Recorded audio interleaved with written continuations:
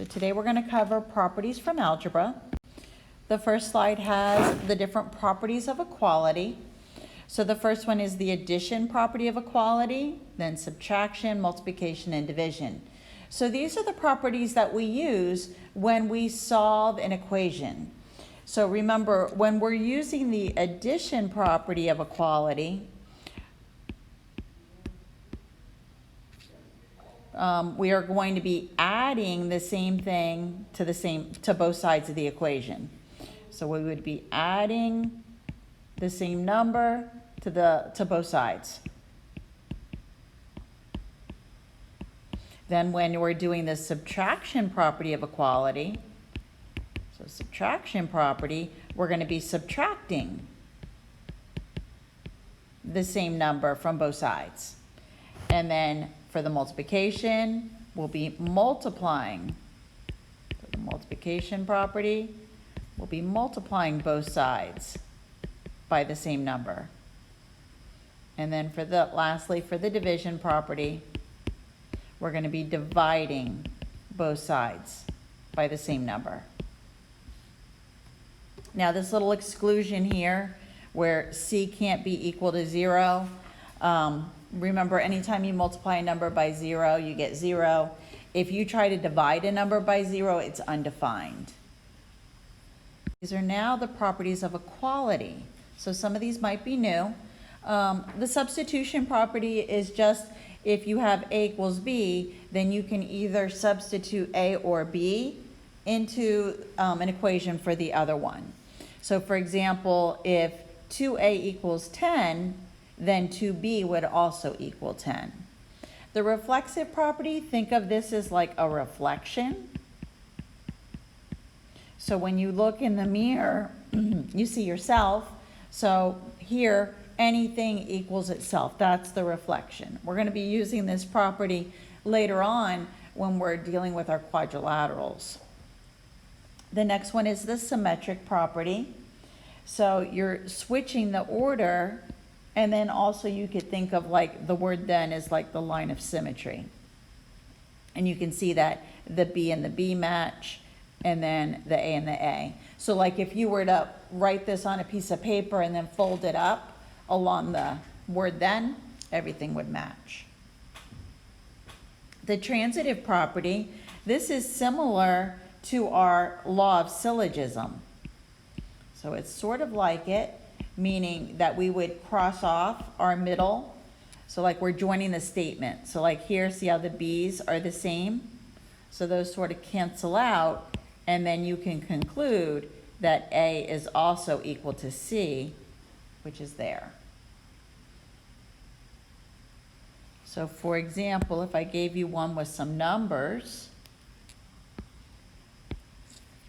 let's say I told you if A equals 3 and 3 equals B, then you could say that A equals B, because notice the 3's cross off, and then you can go from the beginning to the end, sort of just like the syllogism. The last two, you should have been using this quite often in Algebra 1. The distributive property, when there's an addition sign in here, this is the distributive sum, and then this is the distributive difference. So again, you're distributing the A to the B, A to the C, and then you just put the same sign that was in the original problem in between. Unless you're dealing with integers and you have a negative integer. Alrighty. Now we're going to apply these same properties, but now instead of to just numbers and variables, we're going to apply them to angles and segments. So all three of these were true for both numbers and variables. Now they're also true for segments and angles. So this row is all segments, and these are all angle examples. So again here, when we're trying to do this on Canvas, if you don't know, if you can't get to the equation editor, you just write the word angle. But if you have an equation editor, you could do the shortcut and just do the little angle symbol. And then here, reflexive, same segment equals the same segment. Symmetric, remember this would be like a line of symmetry. and then you can see how things match up, like the F and the G if you were to fold this up, and then the same thing for the angles. And then your transitive property, remember these two middle guys cancel, and then you can go from beginning to end. Same thing for the angles. So remember, the transitive is going to have a third piece. So let me show you a picture, and I'll draw this segment for you. So let me draw a segment here. And it's going to go from A to F. And then I'll have a B here, a C, a D, and an E. So up in the right here, they're telling me that AB equals CD. So I know from here to here and here to here, these are going to be the same measure. And then I'm also told that from D to, A to B is also equal to E to F. I'm sorry, C to D. CD equals EF, this part.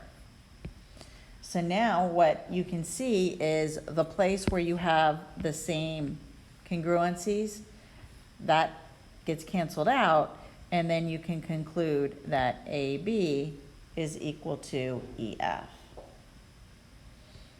So here we would put like double marks to show that they're different. But now these two are the same in the middle, so then now you can conclude the two ends are congruent. Now let's just do some examples using all of these properties. I'm still writing. Okay, Sorry. all right. So let's take a look. So it says to justify each statement with a property from algebra or a property of congruence. So here, if AB equals CD, then CD equals AB. Anybody know what this one is?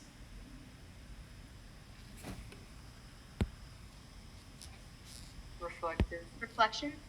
Okay, so remember this is like your line of symmetry. And then these match. So this is the symmetric property of equality. I don't need to see you write property of equality. You could just put symmetric down. If you want to abbreviate property of equality as POE, you can do that. If this were reflexive, it would have been the same thing on both sides, and it would only have like one set of equal sign. The next one, we're going to distribute. So this is the distributive property.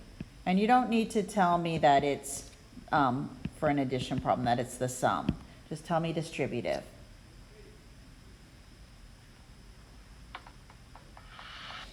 The next one says, if 2a plus b equals 24, and if b equals this, then you can conclude that 2a plus 4a equals 24. So what they've done is they've taken out the letter b and replaced it with what b equals. So they took that out, put in 4a, and that's your new thing. So this is substitution. We will be using substitution a lot when we write our proofs. And then the last one, to go from x over 3 equals 12 to this, notice what they did was multiply both sides by 3 to get x equals 36. So this is your multiplication property of equality.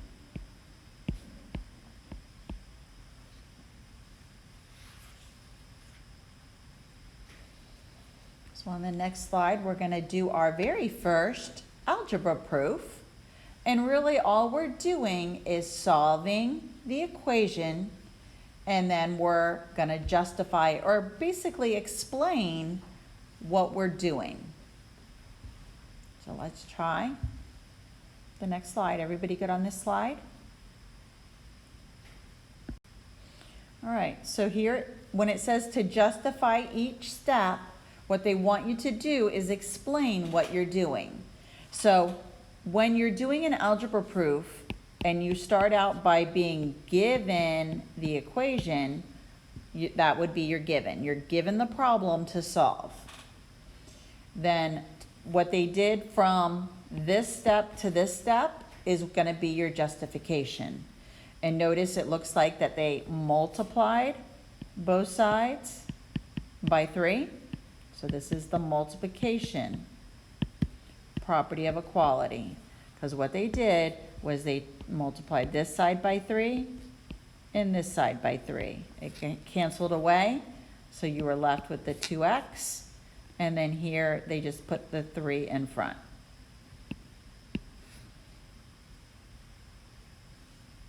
Now from this step to this step, it looks like they distributed.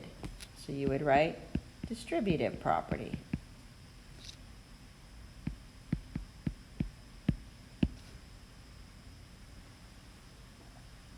And now from this step to this step, it looks like they added 12 to both sides, the 12x. So this would be the addition property of equality. And lastly, from this step to this step, they divided both sides by 14. So this is the division property of equality. So this is something you did all throughout Algebra 1. Now what you're having to do is explain what you're doing from one step to the next. And this is leading us into our two-column proofs, because you're going to have your work on the left and then you're going to have the reasons on the right. So I'm going to do the next one, and I'm going to set it up in the two-column format. Now notice this time it did not give me all the steps. So now you're going to go through and you're going to do all the steps. And we're going to start practicing setting up the two-column proof. So the first column, these are going to be our statements. The second column, our justification, we're going to call those the reasons.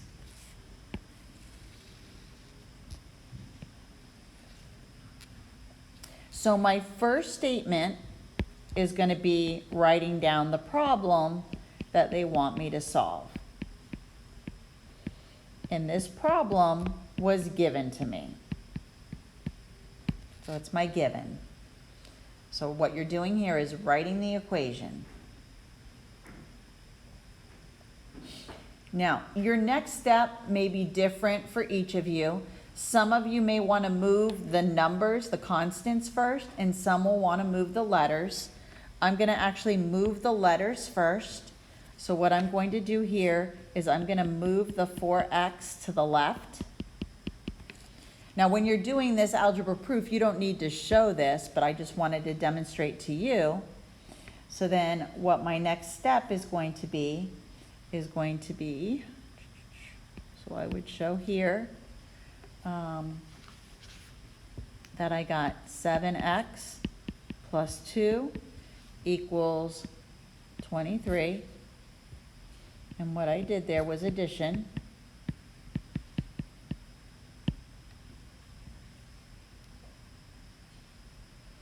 Next, I'm going to use my subtraction property of equality.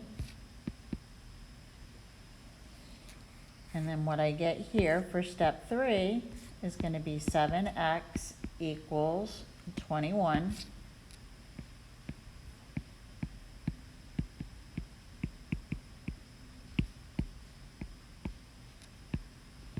Now, if you would have preferred to add intermediate steps here and show that you were doing 3x plus 2 plus 4x equals 23 minus 4x plus 4x. So instead of writing it like that, you could have said this was addition, and then the next step would have been simplify. You can do it either way. But I'm okay with you just showing me like we did on the previous one. All right, next one. I am going to be dividing both sides by 7. So then we would go here, oops, and my new statement would be x equals 3, and my reason would be the division property of equality.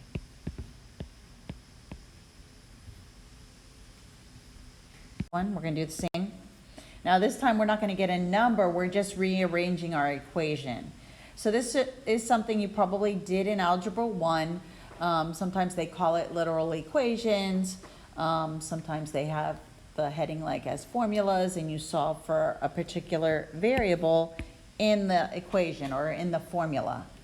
So again, I could set up my 2 columns, statements and reasons.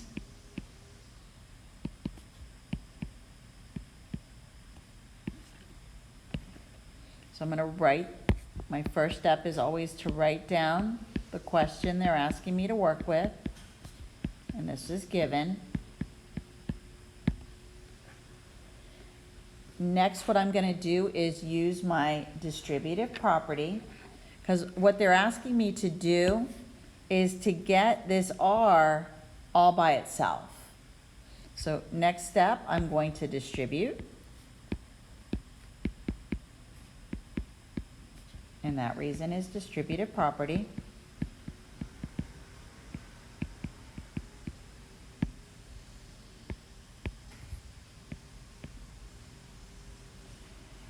I'm still trying to get this R to be all by itself. So my next step, what I'm going to be doing is subtracting P. So then the result would be PR equals N minus P. And this would be subtraction property of equality.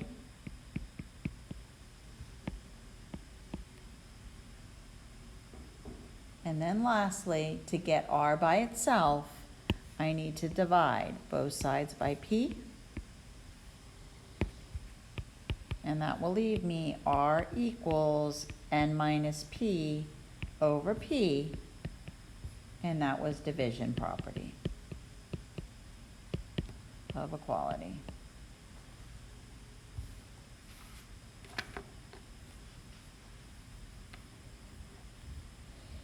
So everyone tends to find the algebra proofs pretty easy. The next proof, the next example I'm going to be doing is going to be a little introduction of what the geometry proofs are going to look like. Again, this is the most challenging part of the honors course.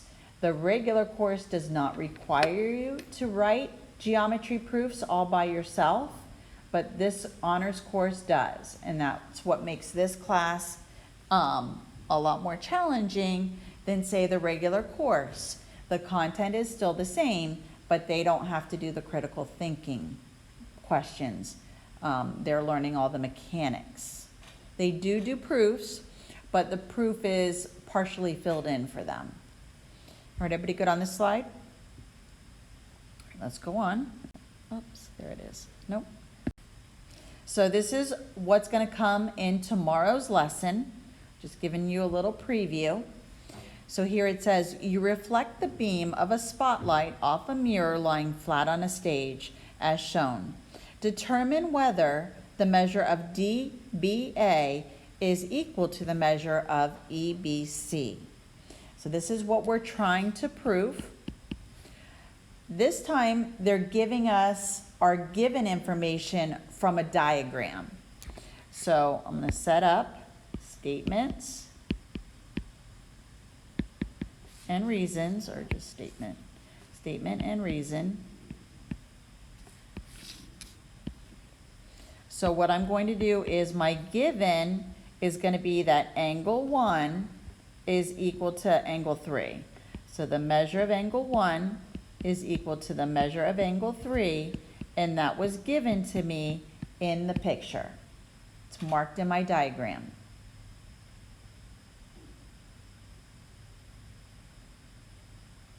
What they're asking me to prove, again, is that DBA, this angle here, is equal to EBC, which is here. So the blue and the green, that's what they're trying, that's what they're working, or we're working towards proving. So we're going to use all the theorems and postulates and definitions that we've already learned to get us to this point. So my next statement is I'm going to show that how angle DBA is created. So I could say that the measure of DBA is made up of adding angle 3 plus angle 2. So the blue angle here, the DBA, is made up of adding 3 plus 2. And this reason is my angle addition postulate. And remember, you could abbreviate this if you want as AAP. Next, what I'm going to do is do a substitution. So I was told at the beginning that angle 1 equals angle 3. So what I'm going to do is I'm going to take out angle 3 and put in angle 1. So the measure of DBA is equal to the measure of angle 1 plus the measure of angle 2, and my reason is substitution.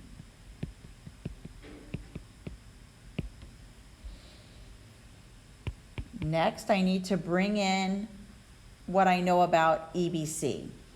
So EBC was this green one, and notice it was made up of adding angle 1 plus angle 2. So I could now state that the measure of EBC is equal to the measure of angle 1 plus the measure of angle 2. And this reason, again, is my angle addition postulate. My next statement is going to be what I was trying to prove, that the measure of angle DBA equals the measure of EBC. And my reason here, I can either say transitive or substitution.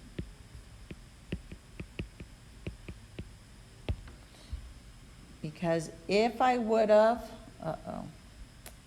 it's teeny tiny here.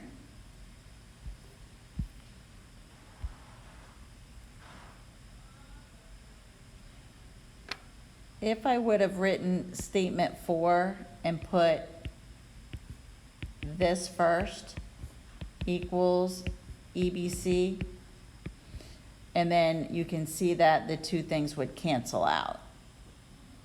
And you could see the transitive a little bit better. So either answer on number 5 for the reason would be acceptable. Proof is what's to come. Today's homework is only going to include algebra proofs, but tomorrow's homework will be these geometry proofs. And again, they will be, a bit challenging.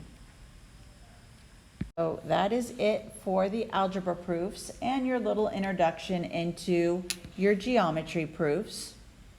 So your homework is the 2.4 that is on Canvas. And then tomorrow we'll start with the geometry proofs. Any questions?